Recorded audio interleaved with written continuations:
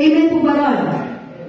Ayon po sa ating nabasa kanina, for it is He, it is God. Sabi mo nga, it is God. Who gave me the ability. Sige, sabi mo, it is God who gave me the ability to become rich. Gusto mong yumaman, pero kung hindi mo alam kung sino ang pinagmulan niyan, bali wala pa rin. Kasi naniniwala ako, ang totoong merong financial breakthrough, yung totoong pinalaya ng financial, meron kang pera, pero masaya ka. Amen po ba? Kasi marami pong mayayaman, hindi masaya. Tama? Pero isang pinagpala at pinalaya ng Diyos, yung meron kang pera, pero masaya ka. Kasi sabi ni Lord, no? Kayamanang walang kasamang kabalisahan. Tandaan mo yan. Huwag kang magigilty pag pinagpapala ka. Amen po ba? Lalo na kinikilala mo na sa Diyos galing yun. Amen? So know that God is the source of all. All good things come from the Lord. So sinabi na kanina, He gave us the power to make wealth.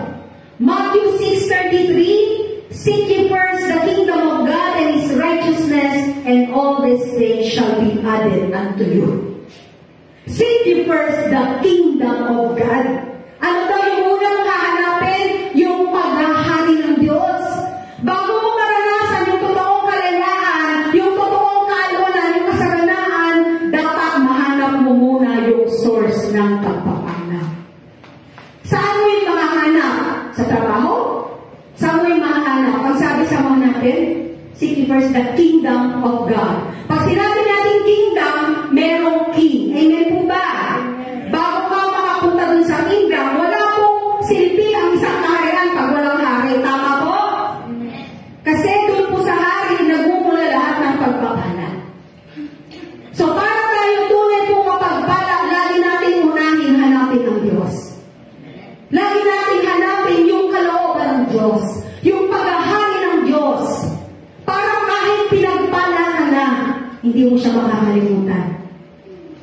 At ang sabi nga, lahat ng hindi nakalimot sa Diyos, hindi niya rin kinalimutan, hindi niya pinabayaan, pinagpala niya, at patuloy pinasobra-sobra niya yung mga blessing.